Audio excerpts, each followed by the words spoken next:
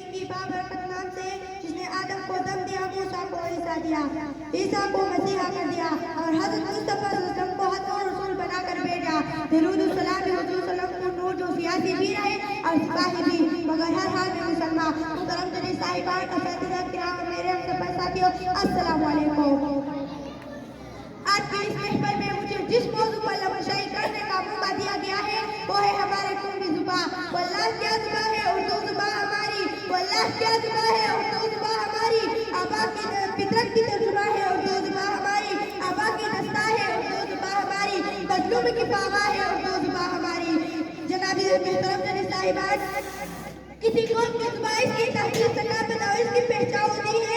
अक़वाम आलम में कौमी जुबान हमेशा से एक हिसाब मौजूद है जो अक़वाम अपनी कौमी जुबान पर पहल करती है और ये मुस्तैद रखती है। तो कौमी जुबान तरक्की का एक अहम जरिया कौमी जुबान है। जनाब सदर, पाकिस्तान के अवाम भी इस बात पर यकीन रखते हैं कि पाकिस्तान की इस्लामियत और इत्तेहाद की एक अहम अलामत कौमी जुबान है। पाकिस्तान की कौमी जुबान उर्दू इसलिए है कि तहरीक पाकिस्तान में इस्लाम के बाद मुसलमानानी पर कोई इत्तेहाद का सबसे बड़ा जरिया उर्दू थी।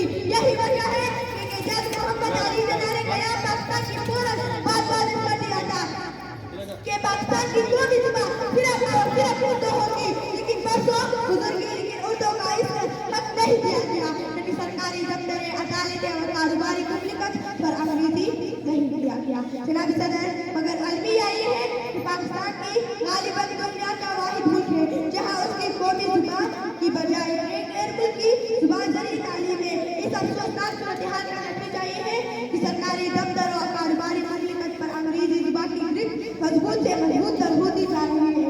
मैं अपना तकरीरी अशार पर खत्म करना चाहती हूँ। बात करने का हसीन तवर तरीका सीखा, बात करने का हसीन तवर तरीका सीखा, हमने उर्दू के बहाने से सलीका सीखा। और सलीके से हवाओं में जो बोल सकती है, अभी कुछ लफ्ज़ बाकी है और तो बोल सकती है। वस्सलाम। पाकिस्तान।